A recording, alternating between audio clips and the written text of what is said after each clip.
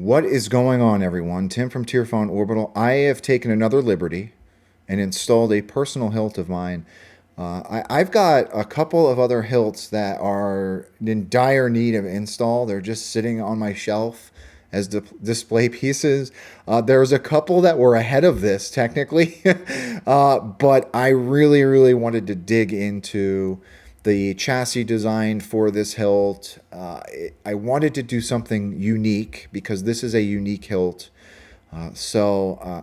Yeah, it jumped ahead of some of the other hilts that are in my personal collection for install. So this is the Hangman from Shadowfoil.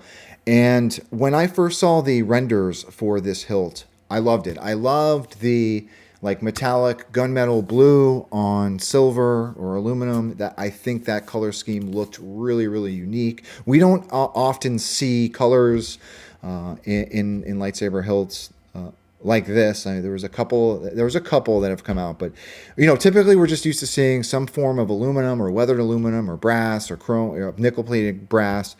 So anytime I see two-tone like that, it really, really stands out and jumps out at me. So I knew I wanted one. I didn't know I needed one until I saw the 1515 Neopixel array that Kims Cantina designed specifically for this hilt. It's an external Neopixel array. It sits in a control box and it looks so rad. It looks really, really cool. And of course, me being the unnecessary Neopixel guy, that was like the selling point for me. As soon as I saw the renders and then I saw that there would be this array offered for it, I jumped on grabbing one. So super appreciative to Sam and everybody at Shadowfoil for getting this out to me quickly. It's it's such a cool hilt. It's turned into my daily driver.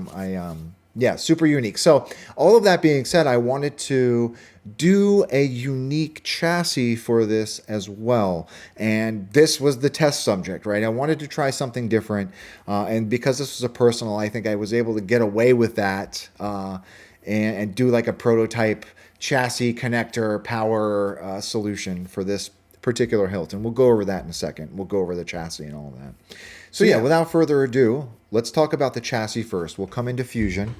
So this is the both the chassis and the top secondary chassis that I did for this build. Okay, so it is an all-in-one chassis. Battery and board are stacked. I just did some light greebly work along one side. I couldn't get away with doing greeblies on both because I did need to do a channel down here for wire management.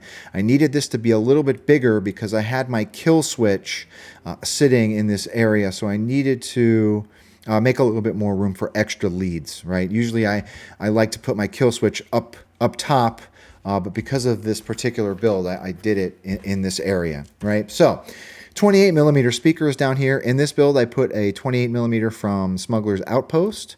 Proffie board sits in this tray. It does slide up underneath this lip to help secure it. It's press fit in here. Around the back, of course, we've got our battery tray. I don't typically do these battery tab holders, but again, because this was like, it was a personal build, I wanted to try out some new stuff. So these hold the battery tabs. Typically, I just glue them in place, but I tried out battery holder tabs on this one. And that's pretty much it. Just some light greebly work. I did do Shadowfoil. I embossed it on this side, and of course along this side I've got Tierphone Orbital. This is a greebly, actually, now that I think about it. This is a greebly that I worked on earlier in the week or 2 weeks ago. And I wanted to put it on this chassis. So all this other stuff is all just stuff from my greebly library, right? So you're probably wondering what the hell these three holes are for. So this top cap, right, I utilized some magnetic pogo pin connectors, and we'll go over those in a second when we go over the chassis. But in order to wire those up and then put them in place, I created a cap for them, right? So they all sit, three of them, it's 3 conductors per, and they all sit in these 3 holes. So I wire them up. I make sure to take note of what is wired where, right? And then this cap gets glued in place. okay? I do have a post here to make sure that I'm aligning that with the top part of the chassis, or the top part of the secondary chassis. So they're going in the correct order, so I'm not making any cross connections, or I'm not, you know, blowing out any of my leads, right? So you want to make sure that they're the same ones are connecting down here to the same tabs that are up here, right? If that makes any sense. I do have a hole here for, so there's a that Kims PCB, right? That's on the external portion of the control box. So I made a window here for my leads for that.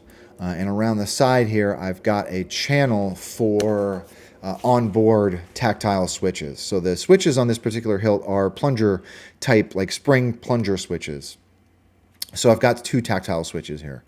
And it's the same concept, right? So I wire up the pin side of these conductors, or these PCBs, to this cap, and then glue it in place. And up top, we've got our PCB emitter from CC Sabers.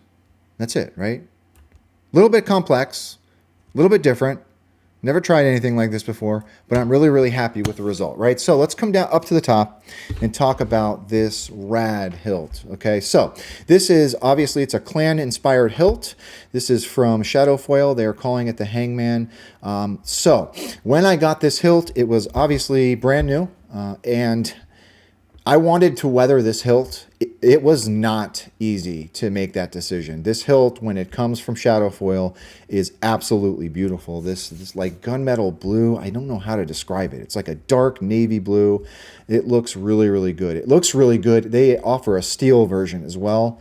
But I know I wanted to weather this, right? So I took all of the greeblies off, knocked back the edges of this anodization. I didn't want to remove the blue, obviously, right? So I just knocked back some of the edges with some steel wool just to make it look like it's been used. Did a pass with aluminum black. In some of these channels and in these corners here, I did a burnt sienna wash to make it look a little rusty. And that's it, right? Shadowfoil, so there's an accent up top here. This is a real brass accent. So I did like a vinegar solution bath or sauna for this part, just to get some natural green weathering on it, right? And Shadowfoil does ship this with a really, really pretty, where is it? Here it is. Shadowfoil ships with a really, really gorgeous blade plug. This is also brass. So I removed this and put it in a vinegar solution as well, just to give it, you know, some of those greens on there. So let's talk about this chassis. Okay, so here is that chassis that I was talking about. It is an all-in-one. I don't know why I keep saying all-in-one. Chassis, all chassis are all-in-one. So typically it's I haven't done a stacked chassis in a while. So this is a stacked chassis. Here are those magnetic pogo pin PCB connectors. Super handy. You can't always get away with doing this. Luckily, the internal diameter of this hilt was like just over 28 or 29 millimeters, so I had plenty of room to do like a 3 conductor setup. I know I needed 8 conductors getting to the top of this hilt, right? And I just did not want, I didn't want to use any of the stock like 10 rails or anything like that. I wanted to try something different, really, is what I'm getting at, right? And this being magnetic, I wanted to try that as well. So that's pretty much it. I just did my regular weathering with some buff and rub and some Tamiya weathering pigments. And that's it, right? So let's talk about how to use this guy. Put our battery in. Be careful not to choke on your aspirations. My kill switch is down. Okay, my kill switch is down in here. So obviously that was, whoops. Sorry. Obviously that was already on. So there are 2 ways to use this. You can unscrew the pommel and put the chassis all the way in. I actually, full disclosure, I actually did not mean for this to happen, but it just so happens that the placement of this upper secondary chassis PCB holder is the perfect amount of distance, so you can just lock your chassis in with the grip off. I actually didn't mean for that to happen. But I really, really like the fact that it does that. Okay, so it makes this really satisfying connection to the top of the chest, the top of the hilt. I'll do that. Let's do it without sound. So, here, I can't do it with the mic here, but it's just obviously it's magnetic, right? It's those neodymium magnets that are holding it in place. It's not. It's gonna come off if you shake the hilt. It's not like super secure magnetic. I just think that that's just so cool to be able to do this and put the hilt in, and then you see that connection. So anyway, chassis goes in. And here we go. So you're probably, yeah, you can kind of see it. It's not washed out. This is that Kims Cantina PCB. This thing is so cool. So animating this thing has been a little bit of a challenge. I've tried a couple of different animations. Okay. On this. Let's see what else we got. Lord Vader. The NASA team is ready for launch. It's that same. Lord Vader. Watch this.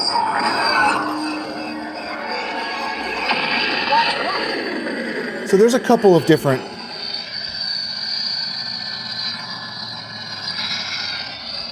It's Kyberphonics, piece of junk. Okay. All right, let's come down to the bottom. I love this thing. So, super unique. Look at that. That's a really, that PCB is nice and lit. Now this is pod racing. So, super unique. Love this PCB. Not PCB, this Neopixel array. This thing is so cool. So, playing around with the animations on this has been a little bit of a challenge because the Neopixels are in an S pattern all of the way up and down that Neopixel array. So I've just been playing around with a lot of so ignition from center out and then center in. I've played around with a couple of them. There's a randomized one that I tried. And you probably can't see that. It's probably washed out. But yeah, really unique. So I want to dig around a little bit more. Brian Connor has offered his services to play around with, trying to get what I really want to do is have completely random colors on the Neopixel array. So it's going to take a little bit more playing around, but I just love the look of that. It looks so cool, right? So let's put a blade in it before I geek out anymore about those Neopixels. Let's put a blade in it. All right. Yeah, all smiles from me. I love this hilt. This thing is really cool. Okay, that's cool. Anyway, blade's in, obviously. Yeah. Oh, and I forgot to mention, so my initial concern with this pommel was going to be that it was muffling the sound. Because it is a cone-shaped pommel, I was like, man, I wonder if that's going to affect sound at all. But it doesn't. It sounds freaking phenomenal. Let's see what else we got on here. Watch this. Now this is pod racing.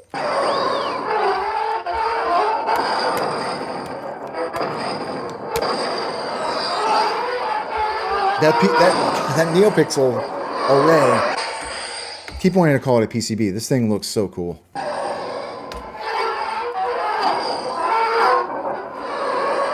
One more. Let's see what else we got. Ignition.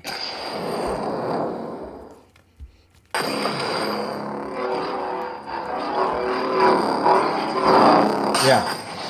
All right. So I could do that all night, obviously. So anyway, that's it. this thing is really, really cool. It is now my daily driver. It will sit over here.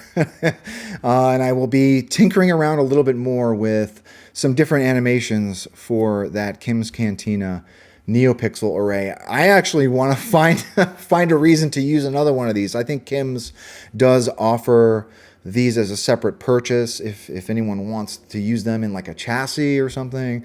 I just think that they look really, really cool on the outside of this hilt, and it was a big selling point for me. Look, I'm a simple man. All right, if you put some blinkies on something, it's just hypnotizing. So yeah. Anyway, fantastic hilt, highly recommend. And I think that's all I got. So thank you for watching, everyone. Thank you for your support. If anyone has any questions about where I got the connectors from or my process, please don't be a stranger. If anyone has any criticisms, please let me know. And I think that's all I got. So with that being said, may the force be with you always. Thanks for watching.